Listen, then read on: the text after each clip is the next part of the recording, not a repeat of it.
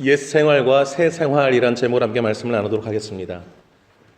오늘이 12월 30일인데요. 2018년 1월 1일부터 어제까지는 지나간 삶입니다. 다시 우리에게 주어지지 않는 삶입니다. 하루하루의 삶이 얼마나 소중한지 모릅니다. 내가 오늘 어떻게 하루를 살았느냐가 내 인생에서 변하지 않는 그런 일들로 기록이 남습니다. 그래서 하루하루를 너무 소중하게 또 알차게 보내야 하는 것이지요.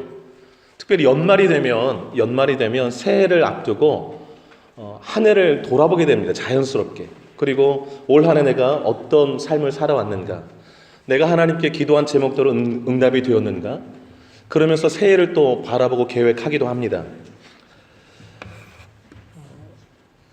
늘 우리는 좀 더 과거보다는 나은 삶을 원합니다.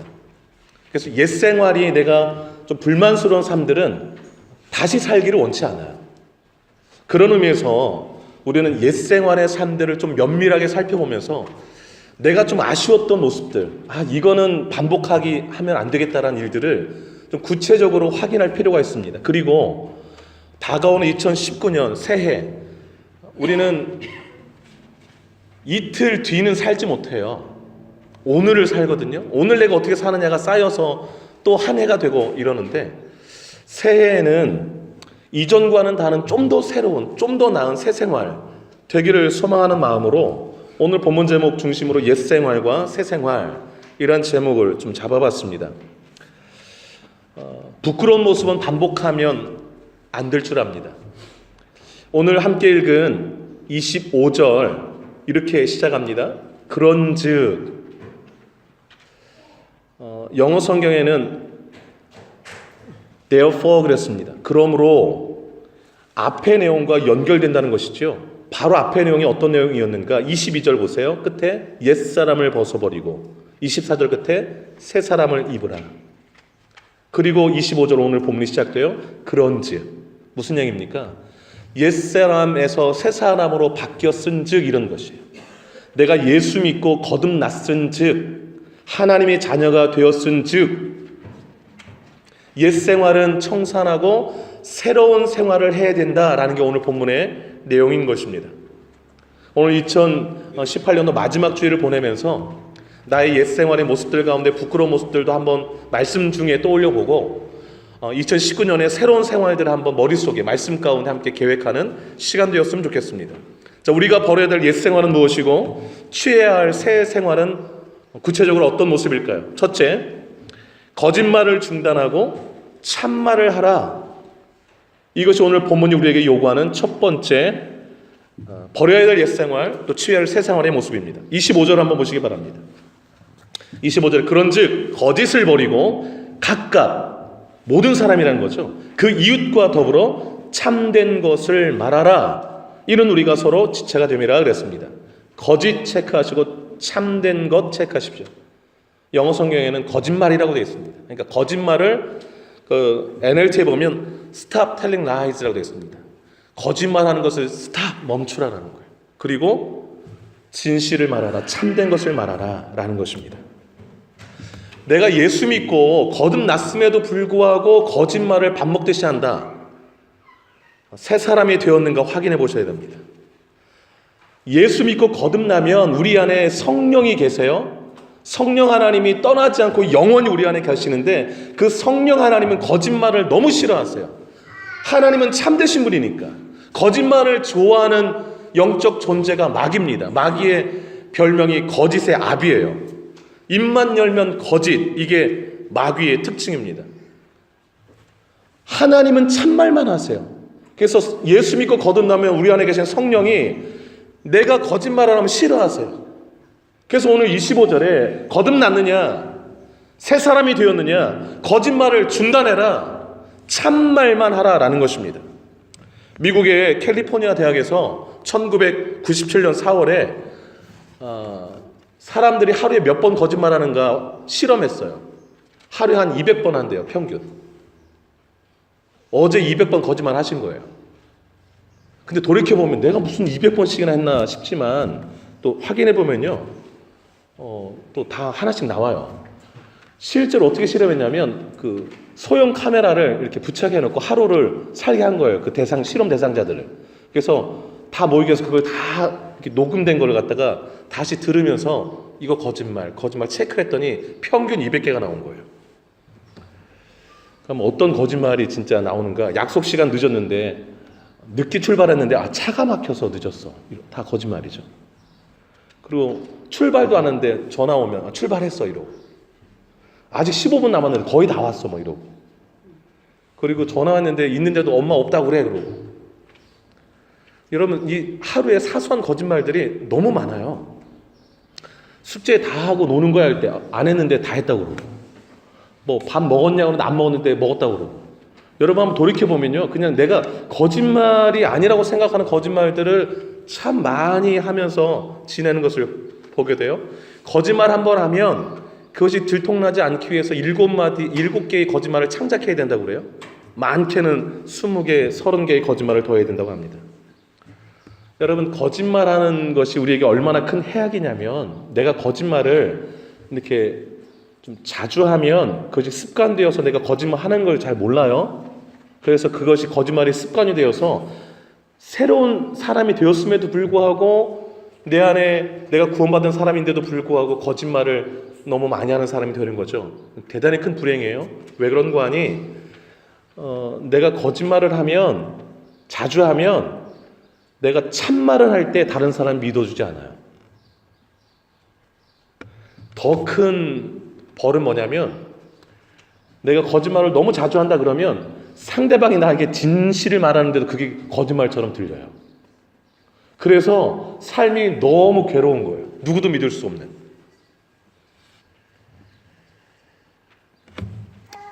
여러분 오늘 본문 가운데 25절에 거듭난 성도는 거짓말 버리고 참말을 하라 그러면서 그 이유를 말하기를 25절 끝에 보세요. 이는 왜 그렇게 해야 되냐면 우리가 서로 지체가 됨이라 그랬습니다.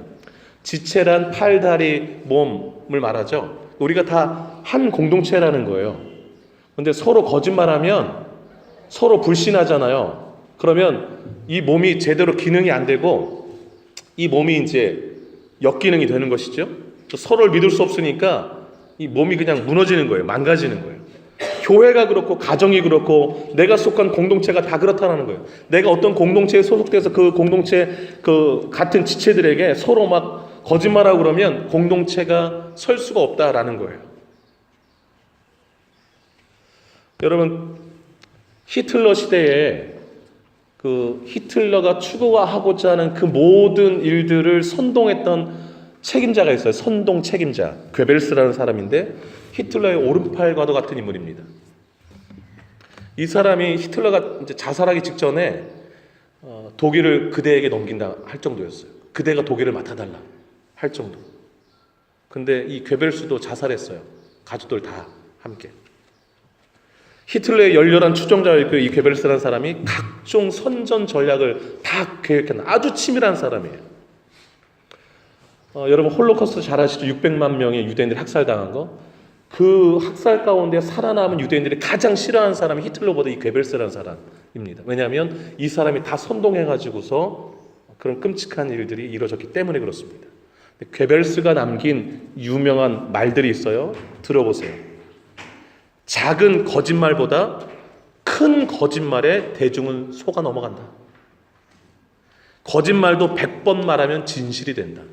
이 사람이 하도 거짓말을 많이 하는 사람이에요.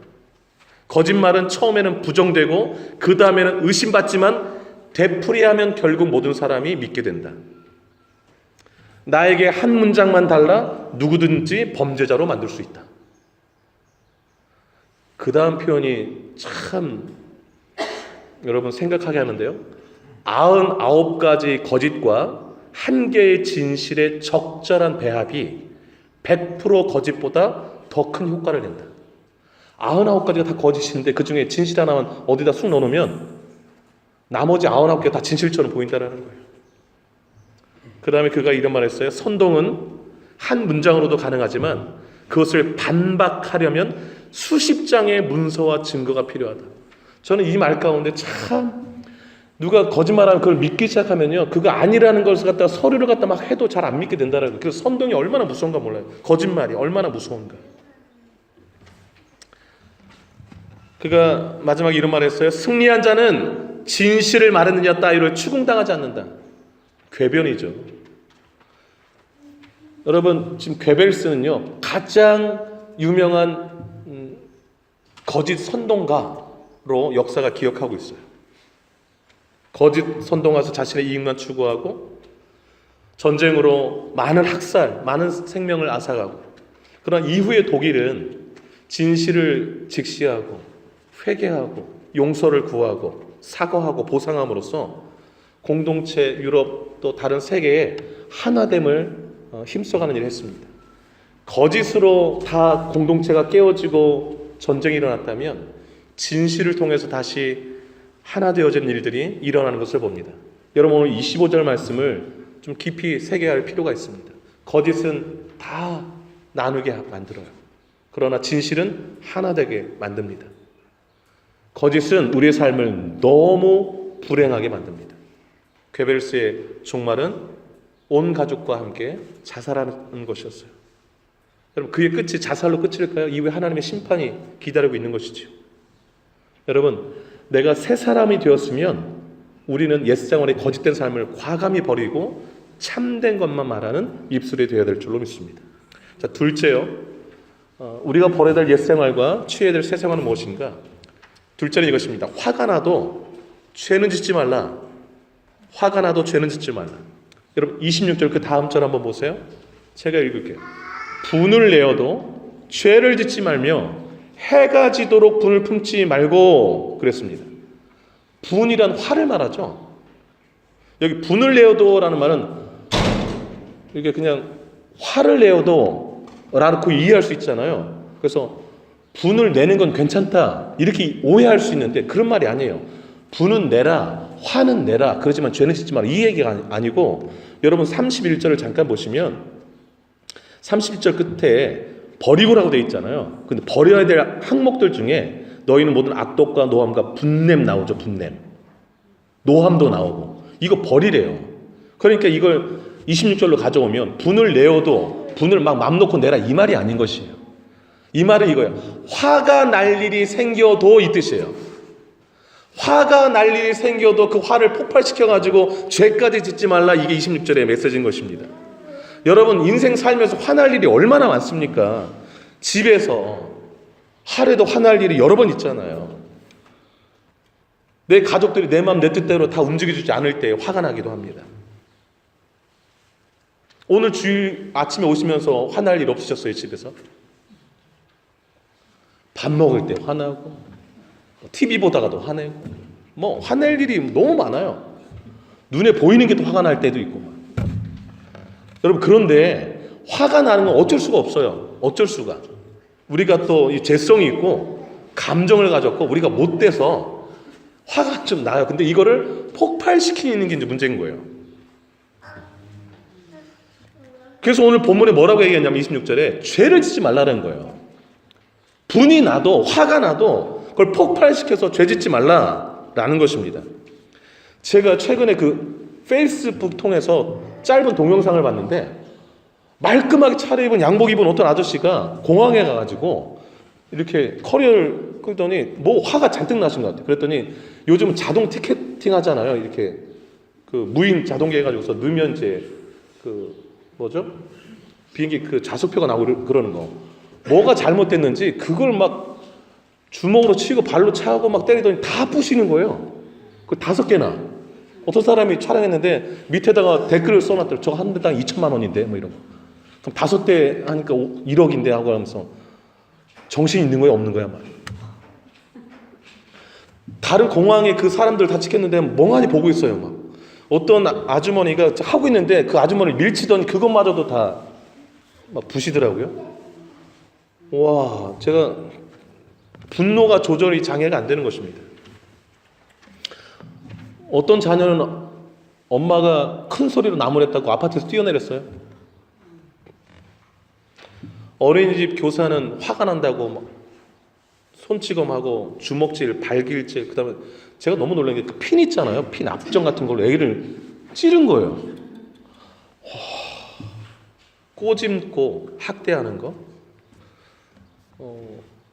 그 젊은이들 그 사귀다가 애인이 이제 변심하니까 자동차로 들이받았어요.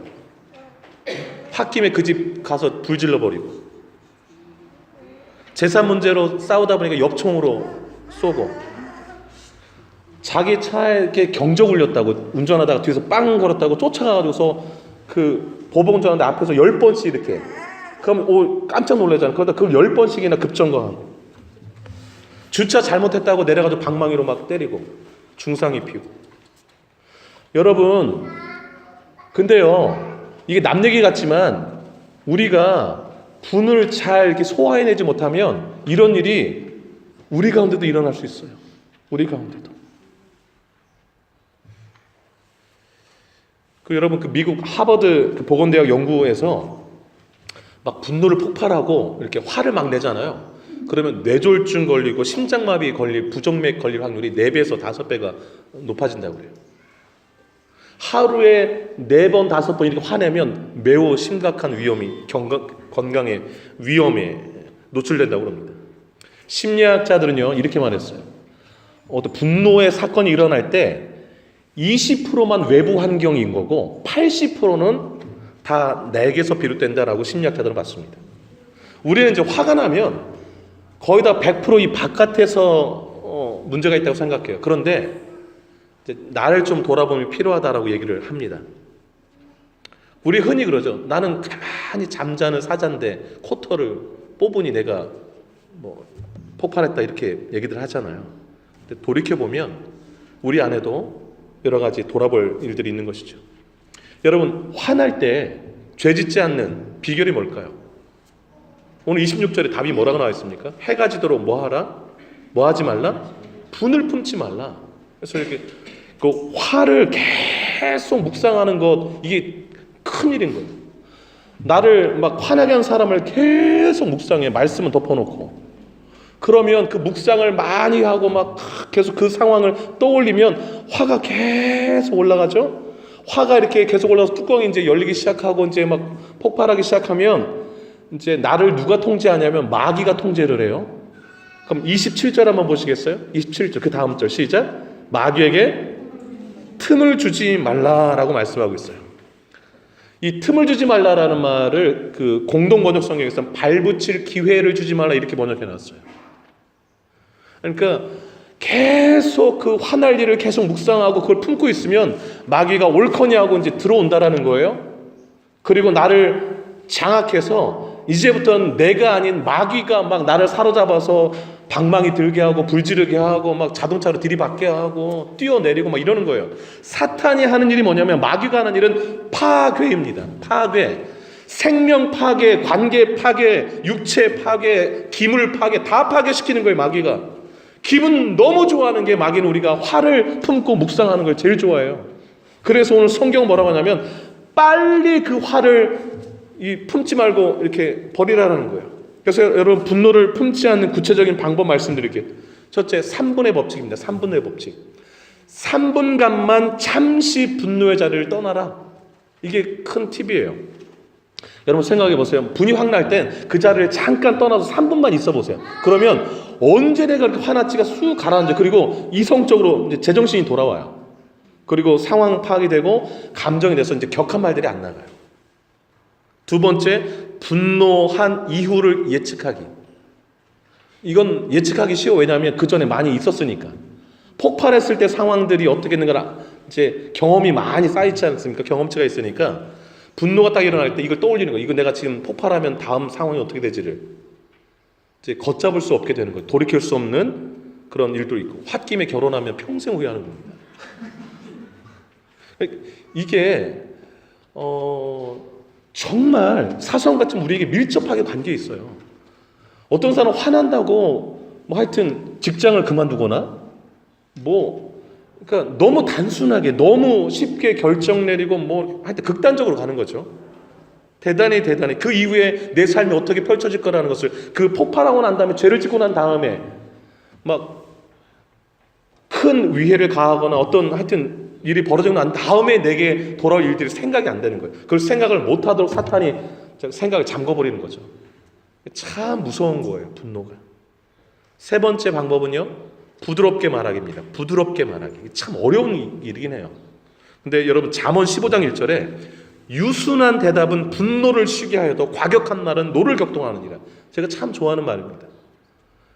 근데 저도 성질이 급해서 이게 잘 안 될 때가 있는데, 여러분이 대답을 이렇게 부드럽게 하는 거, 저쪽에 화가 나 있어도 좀 이렇게 누그리는데, 화난 상태에서 내가 좀 과격한 말을 하면 불난집에 기름 붓는 것과 똑같죠. 막 그 다음부터는 여러분, 개가 싸울 때요, 싸나운 개들이 싸울 때 그 싸나운 개를 말리는 가장 그 확실한 방법이 있는데, 개 주인들이 잘 몰라서 개 행동 전문가가 가르쳐준 방법이에요. 그 좀 싸나운 개를 키우는 주인이 있었는데요, 그렇게 서로 싸우는데 그 주인이 하는 게 뭐냐면, 싸울 때마다 막 달려들어서 싸우지 마 하고 소리 지르고 막 이제 떼내는 거예요. 떼놓다가 많이 물린 거예요, 걔한테. 행동 전문가가 말하기를, 개들이 둘이 싸울 때 주인이 다가 큰 소리로 막 싸우지 마 막 이렇게 떨어져 큰 소리 하면 더 흥분한대요, 개들이. 그래서 주인을 문다고 그래요. 가장 좋은 방법이 뭐냐면, 호수로 가지고 물을 뿌리면 된대요. 그러면 갑자기 막 열내다가 이제 물이 오면 정신이 번쩍 드는 거죠. 그러다 떨어진대요, 자연스럽게. 여러분, 내가 저쪽에서 과격한 말이 나올 때 나도 뭐 뜨거운 물 붓고 막 같이 이렇게 하면 이제 걷잡을 수 없어지는 거죠. 근데 유순한 말을 하면 그냥 분노가 사라지는 거예요. 나도 사라지고. 한번 해보시기 바랍니다. 여러분, 분을 날 때 분을 묵상하지 마시고 예수님을 묵상하세요. 예수님을. 세 번째, 도둑질하지 말고 도우며 살라. 28절 보실까요? 28절, 도둑질하는 자는 다시 도둑질하지 말고. 그 전에 예배 속 교인들 중에 도둑질하는 사람이 있었던 것 같아요. 그러니까 거기다 이렇게 쓴 거죠, 편지 가운데. 나는 도둑질 안 하는 것 같죠. 여러분, 도둑질이 뭐냐면 내 것 아닌 것을 아무 대가를 지불하지 않고 내 것처럼 막 갖다 쓰는 거, 이게 도둑질이죠. 탈세, 불법 다운로드, 임금 갈취, 노동 착취, 공금횡령, 컨닝하는 것도 도둑질이에요. 왜냐하면 내가 공부하지 않은 거, 다른 사람이 공부한 걸 그냥 내가 가져다가 쓰는 거니까. 남의 물건 허락 없이 가져갔다 돌려주지 않는 거 도둑질이죠. 버스비 아끼려고 그 환승 구간 그 전에 찍으면 뭐 얼마 더 내려간다고 그러네요. 그래서 그건 미리 찍는 거 다 도둑질이죠. 여러분, 도둑질은요, 사람에게만 하는 게 아니고요, 하나님께도 합니다. 시간의 도둑질, 주일 성수하지 않는 것. 여러분, 왜 그 일주일에서 이 일요일을 주일이라고 앉아 하십니까? 왜 주일이라고 그랬습니까? 주님이 날이기 때문에. 그래서 주일은 우리 날이 아닌 거예요. 그래서 예배하러 오라는 겁니다. 근데 무슨 일주일에 한 번씩 예배하러 오라고 그래. 여러분, 생각해 보세요. 하나님이 7일 중에서 6일은 야, 니들 마음대로 살아, 이렇게 마음대로 살아, 죄 짓고 살란 말이 아닌 건 다 아시죠? 근데 6일을 줬어요. 마음껏 일하고 하라고.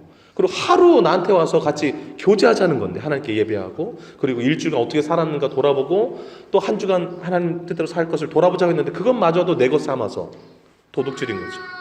11조 안 하는 것도 도둑질인 거예요. 11조도. 여러분, 말라기 3장 8절 전에 다 살폈던 말씀이잖아요. 사람이 어찌 하나님의 것을 도둑질하겠느냐. 그러나 너희는 나의 것을 도둑질하고도 말하기를 우리가 어떻게 주의 것을 도둑질하였나이까 하는도다. 이는 곧 11조와 봉헌물이라. 마땅히 하나님께 드려야 될 것을 드리지 않는 것. 저는 이거 11조 말고도 아까 시간도 얘기했지만 성경에 보면 그 성경 말씀을 읽고 묵상하고 그 가운데 지켜 행하라 그랬잖아요. 성경 읽지 않는 것도 도둑질인 거예요. 또 말씀대로 살지 않는 것도 도둑질인 거예요. 여러분, 그러니까 돌이켜보면 조금 이렇게 겁날 때가 있어요. 너무 생각 없이 우리가 살고 있지는 않는가. 그리고 여러분, 마음의 도둑질도 있어요. 이사야서 29장 13절 이렇게 말씀합니다. 주께서 이르시되, 하나님 말씀하신 거죠. 이 백성이 입으로는 나를 가까이 하며 입술로는 나를 공경하나 그들의 마음은 내게서 멀리 떠나있도다. 마음을 들이지 않는 모든 입술의 기도나 예배나 찬양 다 이건 마음 도둑질인 거예요. 하나님을 너무 우습게 여기는 거죠. 여러분이 도둑질을 하지 않는 비결이 뭘까요? 도와주는 거예요, 여러분. 도와주는 거. 여러분 28절 한번 보시겠어요? 도둑질하는 자는 다시 도둑질하지 말고 그럼 어떻게 하라는가? 돌이켜 반대로 가난한 자에게 구제할 수 있도록, 구제하는 게 도와주는 거잖아요. 자기 손으로 수고하여 선한 일을 하라. 선한 일이 구제하는 거예요. 구제가 도와주는 거잖아요. 예. 도둑질하지 않는 길은 도와주는 거예요. 아주 단순해요. 도와주는 사람이 도둑질 하겠습니까? 내 것도 나눠주는데. 여러분 그 초대교회, 성령 충만한 초대교회의 특징을 얘기하는데 사도행전 4장 32절, 이건 너무 중요한데 한번 찾아볼게요. 사도행전 4장 32절 한번 찾아보겠습니다. 앞으로 한번 넘겨보세요. 사도행전 4장 32절 보세요.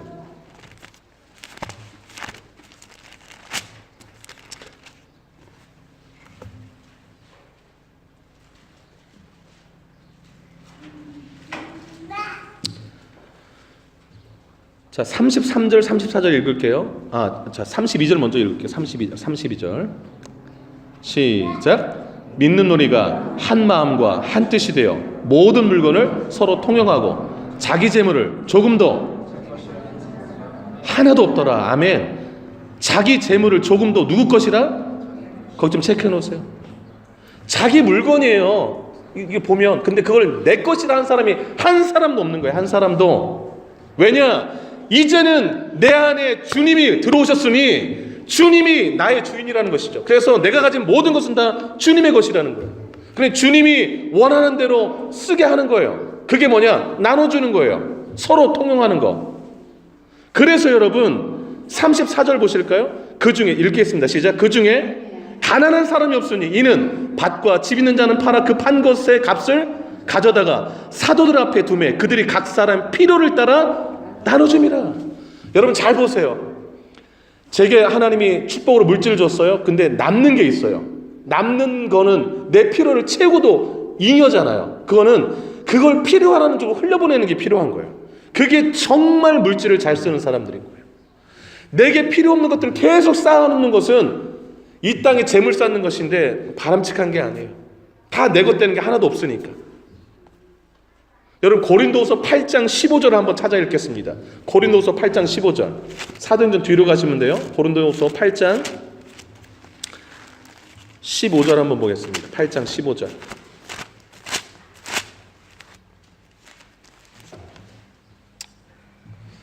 (294쪽) 별표하시고요. 읽겠습니다. 시작. 기록된 것 같이 많이 거둔 자도 남지 아니었고 적게 거둔 자도 모자라지 아니하였느니라. 아멘. 어떤 사건을 배경으로 하신 말씀이에요?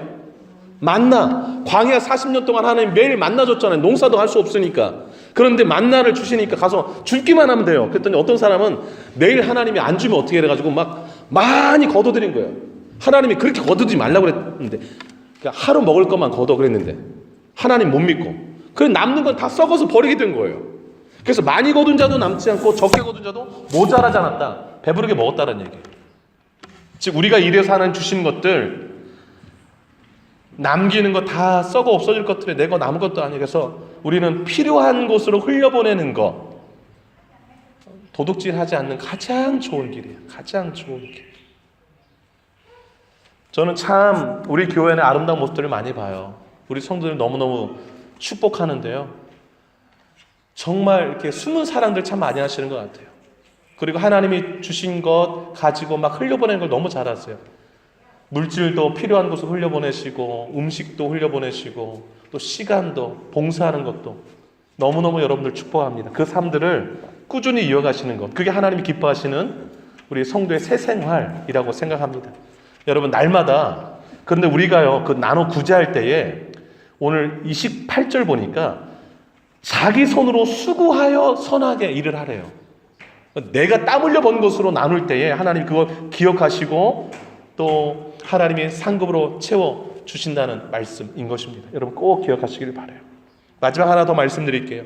성도가 마땅히 버려야 할 옛생활의 모습, 취해야 할 새생활의 모습은 무엇일까요? 넷째, 더러운 말을 버리고 선한 말을 하라, 이것입니다. 여러분 본문 29절 한번 보실까요? 에베소서 4장 29절. 이렇게 말씀합니다. 무릇 더러운 말은 너희 입 밖에도 내지 말고 그랬습니다. 성도는요 입술이 좀 예쁜 말을 좀 하셔야 돼요. 내가 내 안에 성령님 계시고 내가 예수 믿는 사람이고 내 안에 주님이 계신데 입에서 더러운 말이 나오면 안 되죠. 그럼 더러운 말은 어떤 말일까요? 31절에 나와 있어요. 31절 한번 읽어보겠습니다. 시작. 너희는 모든 악독과 노함과 분냄과 떠드는 것과 비방하는 것을 모든 악의와 함께 버리고. 여기까지만 읽으세요. 그래서 이 악독, 노함, 분냄, 떠드는 게 막 같이 다투고 싸우는 거거든요. 막 험담, 핀잔, 비판, 욕, 불평, 불만 이런 거 다 안 좋은 말들이에요. 그러니까 악의와 함께 버리고 있으니까 악한 마음을 하는 모든 말들이 다 더러운 말이라고 보시면 돼요. 그건 우리 성도에게 맞지 않아요. 그럼 어떤 말을 해야 되는가? 28절 계속 보세요. 오직 덕을 세우는데 소용되는 대로 무슨 말을 하여? 선한 말을 하여 듣는 자들에게 은혜를 끼치게 하라. 은혜되는 선한 말을 많이 하셔야 돼요. 은혜되는 선한 말. 그게 성도의 모습입니다. 여러분 들어서 좋은 말들 있어요. 제가 좀 예를 들어 드릴게요.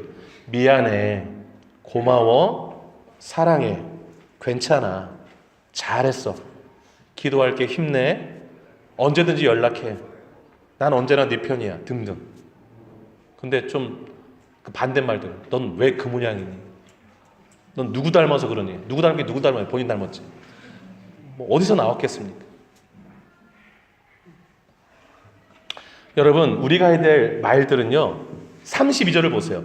세 가지 말 좀 대표적으로 말씀했는데 32절 한번 읽어볼게요. 시작. 서로 친절하게 하며 불쌍히 여기며 서로 용서하기를 하나님이 그래서 너희를 용서하신 것 같이 하라. 우리가 해야 될 선한 말들은요 첫째 친절한 말이에요. 서로 친절하게 하라. 두 번째 이해하는 말. 이해가 뭐예요? 불쌍히 여기며가 이해하는 것 아니겠어요? 그 다음에 용서의 말이에요. 용서할게, 괜찮아, 우린 다 연약하지 뭐. 들으면 막 어때요? 기분이 막 조마조마했는데 다 풀어지고 막 그냥 해방되는 느낌 나고.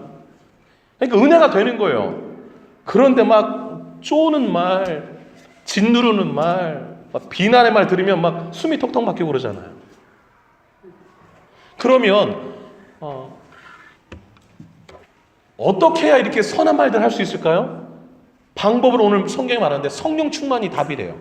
그래서 여러분 그 30절 한번 보시겠어요? 30절에 뭐라고 합니까? 그 중간절이잖아요. 하나님의 성령을 근심하게 하지 말라 체크해 놓으세요. 내 안에 성령이 충만하여서 성령님이 기뻐하시는 말들 할 때에 이렇게 선한 말, 친절한 말, 이해의 말, 용서 말들이 나온다는 거예요. 그런데 성령을 근심하게 하고 성령이 뭐라고 하든 말든 그냥 성령님 제껴놓고 그냥 내 감정 따라서 그냥 분나는 대로 막 입 열리는 대로 막 악한 마음대로 다 쏟아내면 이제 31절로 가는 거예요. 그러면 이제 우리 다 파괴되는 거죠. 우리 삶은 다 더럽게 되는 것이고. 여러분 성령 충만이 참 중요해요. 그래서 내 안에 성령님이 기뻐하시는, 여러분 안에 성령이 있어요. 성령이 다 체크해요. 그런 말 하면 안 돼. 말하려고 해도 그런 말 하면 상처받잖아. 그럼 스톱 하셔야 돼요. 성령이 스톱 했는데 막 하면 안 돼요. 그러면 더러워지고 나도 더럽고 내 입도 그렇고 상대도 그렇고. 그래서 성령이 스톱하면 스톱하시고 선한 말, 친절한 말, 용서의 말들 가득 채울 수 있기를 바랍니다. 말씀 정리합니다. 여러분 바다는 하루에 2번씩 민물, 썰물 있는 거 아시죠? 그 밀물과 썰물을 통해서 바다가 정화되고 깨끗게 되고 해변이 깨끗게 되고 생물들이 활발하게 움직이고 다 그렇게 돼요. 저는 매일같이 우리 삶에 밀물, 썰물처럼 더러운 것들은 다 가져가고 새로운 하나님의 은혜가 들어와서 우리 삶에 거짓말, 분함, 도적질, 더러운 것은 다 떠나가고 참말, 선함, 구제, 선한 말로만 가득 채워지는 새 생활이 되시기를 주의 이름으로 축복합니다. 기도하겠습니다.